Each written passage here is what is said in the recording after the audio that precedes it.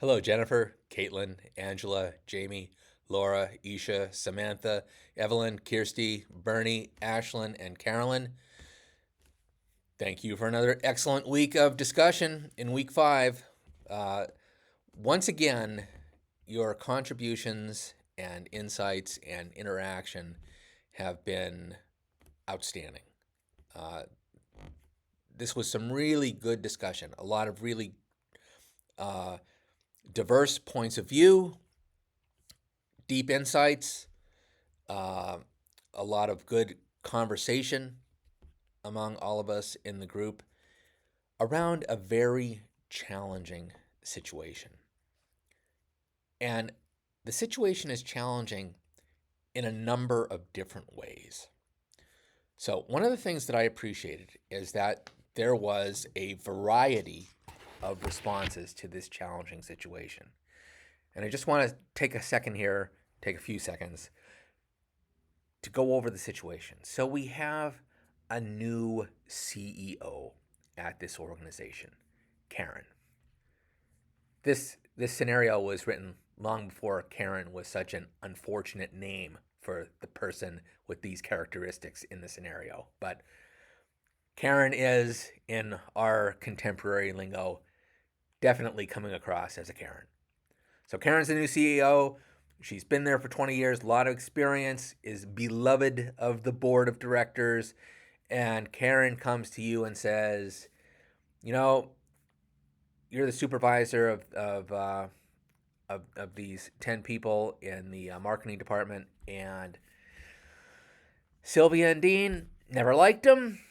I think they need to leave the department. I think they need to go.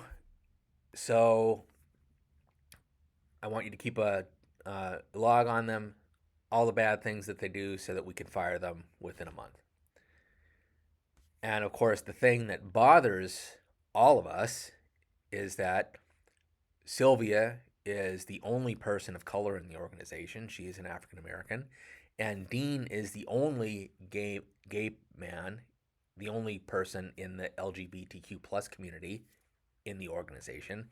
And it seems that Karen is picking on these two people. And for many of us, the first instinct is going to be that's racist, that's homophobic, that's discrimination. And certainly several of you picked up on that immediately and said, wrong, completely unethical, completely illegal, can't do this. Jennifer pointed that out in a very clear and strong way. Ashlyn pointed that out in a very clear and strong way. It came into all of your conversations. So, what do we do with that? With that, and I want to be careful with my words here, but that appearance of racism and homophobia. Because if we step back for a second, although that's what it looks like, since these are the only two people with these characteristics in the organization, we have to admit we don't know what's going on in Karen's head. We don't know what her motivations are. Now, clearly what she's doing is unethical. Whatever the reasons are, we don't know, we might not know the reasons, but singling out two employees because, quote unquote, I never liked them as part of the department and they need to go. Not liking employees is not a reason to fire them. Even Karen admits that their performance is, quote, acceptable. So you don't fire people whose performance is acceptable, usually, right? So there's something unethical going on here.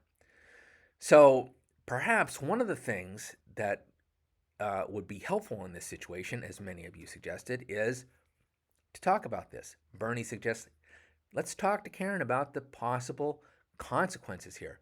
How does this look? This doesn't look good, Karen. There might be consequences to doing this kind of reporting on two people, the only two people in the department that are, that are uh, people of color or people in the LGBTQ plus community, this this is going to look unethical. This is going to look illegal. Um,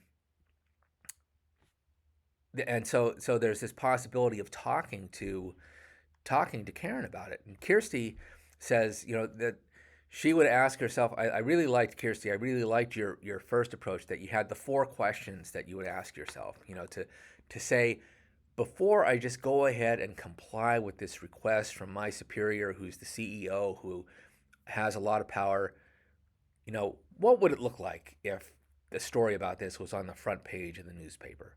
To help, those kinds of questions are great to help us reflect and say, how do I really feel about this?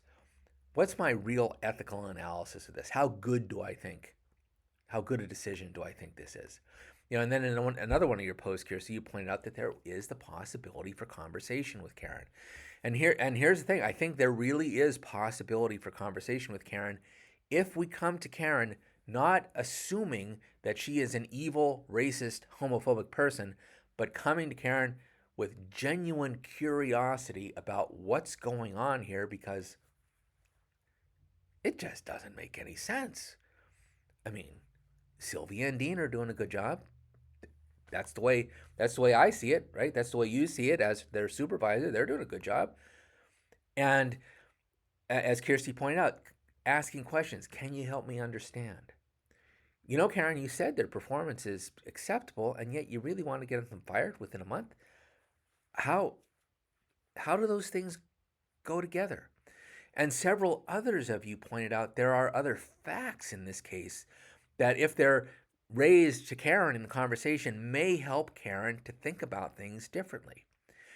For example, um, it was pointed out by Angela that there's a union involved here, and several others of you discussed the whole union thing. There's a union involved here. Suppose you say to Karen, yeah, I mean, I could keep a log on them for a month, but you know, there's a process. If they're not performing, there's a process that we have to follow if they're going to get fired because of the union, right? There are agreements in place. We just can't do whatever we want. They're protected by the union. And it might even be possible to say, as some of you said, to say to Karen, how this, I don't know, this just doesn't feel right, because Dean is the only gay man and Sylvia is the only African American woman.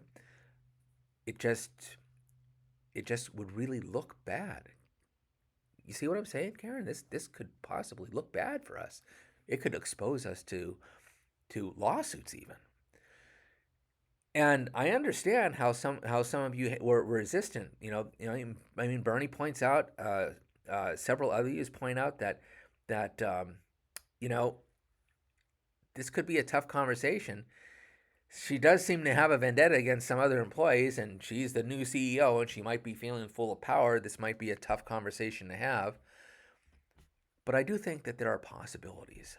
There are always possibilities if we approach a conversation from the place of not immediately assuming that the other person is completely evil and being curious about what's going on. So, the way that I think about this conversation is approaching it in that way, and yet and that conversation may go well or it may not. So, what else can we do? What else can we do to act in an ethical way? And so Isha says, I keep the log, but I ensure that all the information was free from malice. And then she would be prepared for a later confrontation with Karen, right? Would know what the law is, know what procedures are in place, know where to find a good lawyer. Jamie says, this might not be this might not be a helpful conversation to have at all. She said, I'll tell Karen that I'll record all the good stuff and all the bad stuff about everybody in the department, and we'll see where it lands. And that's a reasonable start for a conversation. And then Jamie says, "Oh well, I'm also going to be prepared to report the situation to the union if that seems necessary." Right? That there's a way to protect Sylvia and Dean by engaging the union, and that's an ethical choice. I think that's a wise choice. And like I said, Ashlyn said that she wouldn't do it, that it's discrimination, and that's that's an admirable, that's an admirable decision. That's an admirable place to be. If you said, "Hey, this I can't do this. This is just wrong. Can't do it." That even that could possibly open up some kind of conversation. But we have to be open to that conversation. We have to be open to that possibility. Evelyn says that she would just call the ethics line. And Evelyn, you said in another one of your posts that you can be confrontational at times. And so I really appreciated that level of honesty because it points out something that is a very helpful guide for all of us.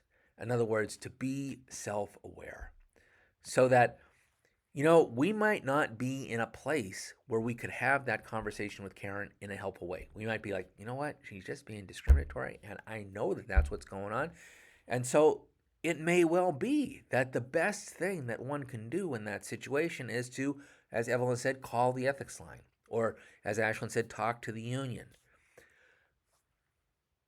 But it's also possible, as several others of you said, Caitlin, another one who said, a conversation with Karen kind of explaining where you're coming from, what this looks like, what could possibly happen if we move forward in this attempt to try to fire Sylvia and Dean. So a lot of awesome conversation here and different possible responses. So I just want to end by introducing another possible reason for the way that Karen is acting. So this is the story of what happened at this little company.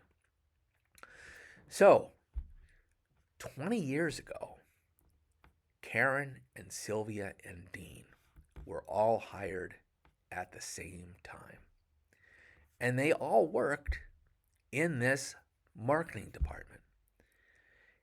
And the thing is Sylvia and Dean hit it off immediately. They became good friends. They would always chat with one another. They'd joke around together. They would just have a great time at work. But they never really got along with Karen. Karen seemed kind of too focused, too ambitious. And Sylvia and Dean, they loved each other. They had a great rapport with one another. They did their jobs, right? They were fine at what they were doing their jobs. But Karen always thought that they weren't very serious, and deep down felt excluded by that friendship that they had formed. And well, over the years, Karen was very ambitious and very focused on her job. So she rose up through the ranks, and lo and behold, she becomes the CEO. And what she sees is Karen and Dean still being Karen and Dean. And she never liked their frivolous, laughing behavior. And now she has the power to get rid of them. Now, that is still horribly unethical, right? It is a terrible, terrible thing. But I would say for most of us, it is on a different level of terrible than Karen having animus, having discrimination toward Dean because he's a gay man, and having discrimination and bad feelings toward Sylvia because she's an African American woman. So you see how that background story might change the way that we see the situation. Doesn't make Karen's actions good by any stretch of the imagination, right? Karen, no matter which way you slice it, Karen is doing something unethical. However, the way that we might approach that, the way we might approach that situation might vary a little bit depending on what the backstory is. And the thing is, we don't know the backstory, right? We don't know what the backstory is. We would have to have a conversation to find that out. And again, for some of us, that might not be the way to go. And we might want to tap the union, call the ethics hotline, and there are other possibilities as well. But this video is already too long, so I'm not going to go into them. I really appreciate all of your hard work, and if there is any way that I can be helpful as we finish up this course, please, please let me know. I just want to say thank you, and all the best for the rest of the course. Take care.